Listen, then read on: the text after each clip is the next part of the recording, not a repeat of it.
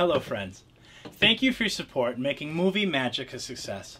As the director, I had the unique job of coaxing our talented cast to shed their inhibitions and let their emotions flow into their performances. The year was 2010. The Highland Friendship Club was growing at an incredible rate. With the addition of new friends came the need for new programming. We tapped our creative side and dove into the realm of cinema. Armed with a flip camera, we set off on a wild and twisted journey that would culminate in a sold-out crowd packed into a small community theater. Romancing the Force was an instant hit. The challenge was laid out before us, and there was no looking back. Tell me your name. Brandon. All right. And are you in the movie? Yes, I am. What's your role? I don't know what role I have yet. Are you excited? Yeah, I am. Yeah. Awesome. And how long have you been with the Friendship Club? We're with Friendship Club about 3 or 4 years now. Okay. What's your favorite part about the Friendship Club? I like making the movies. Okay. Cool. 2011 brought us more actors, more volunteers. Pirates of the Mississippi: Quest for the Ring continued our fantasy quest with an incredible mix of characters, plots, and an impressive fight sequence brought to life by our newly acquired superstar editor.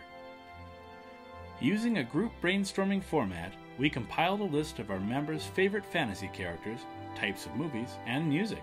This list was then crunched down and blended to create a dreamlike story woven from the deepest depths of the imagination. Villainous treachery, hard-sought redemption, love quarrels, magical rings and spells, mystical realms, fairy tale monsters, and of course pirates were brought to life on a single script.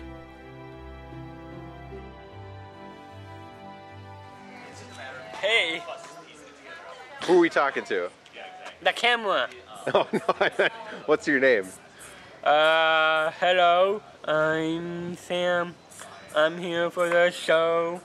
It's a good show, and I'm also here for everything.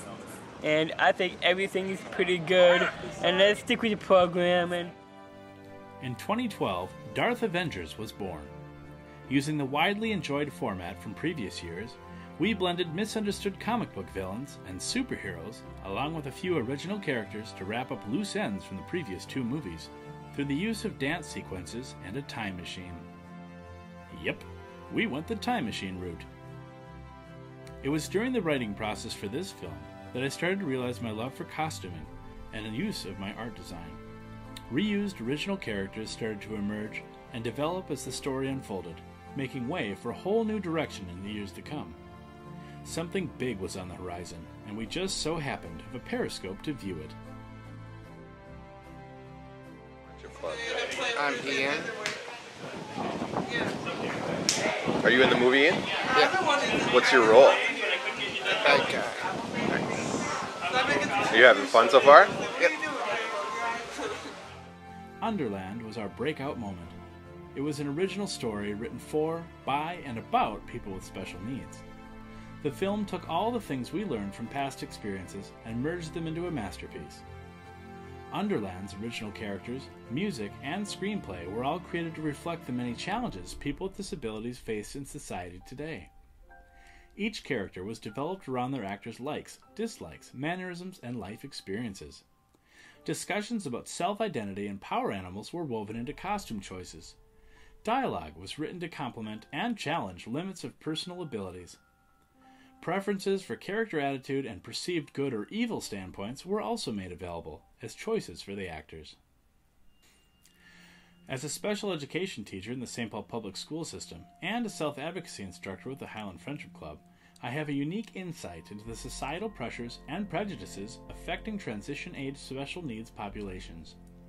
I wanted to tackle some of the big issues affecting individuals with disabilities in a way that would transcend societal barriers as well as spur discussion in multiple arenas of thought. Masks were created to reflect the labels that society often bestows upon people with diagnosed cognitive, developmental, or physical disabilities. Examples of socially taboo labels, or person's second language, the act of placing a person's disability label before their person, such as Down's person or autistic kid, instead of honoring and recognizing the person above the label, such as person with Down syndrome or person with special needs. were written into the story to draw attention to their power and to pull discussion about their use in our language to the forefront. Does this sound like an ambitious project? The location was locked, the script was drafted, and filming was to begin in a week. We were to have 11 days to film spread out over 11 weeks, for a total of 24 hours total principal photography. 11 total hours of makeup and costume application, 6 hours of ADR, audio recording. All dialogue was individually recorded and mixed in post-production. During filming, the word spread around the cities that something special was happening in the forest of Crosby Farm in St. Paul. Soon, reporters from the community were calling for interviews, photographers were dropping in for behind-the-scenes shots, and local news networks were expressing interest in what was happening. WCCO stepped in for a morning of behind-the-scenes footage and interviews that garnered a lot of positive attention. The buzz was growing, and it could only get louder. Underland proved to be the hit we were dreaming of, packing close to 1,000 people into the seats at the O'Shaughnessy Auditorium in St. Paul, Minnesota at its premiere.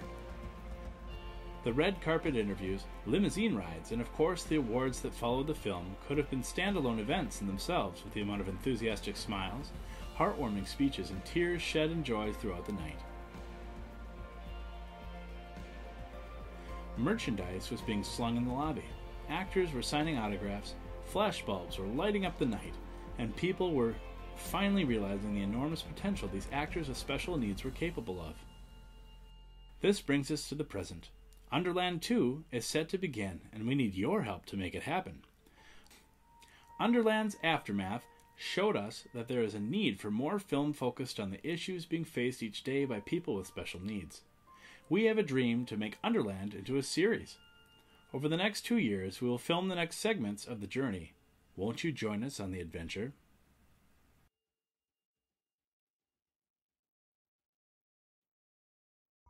I wasn't always the nicest person. In fact, I was kind of a jerk. I used to think the world revolved around me, and all others were either here to serve me or just another speed bump on my road to greatness. But that was before the rift showed me the way.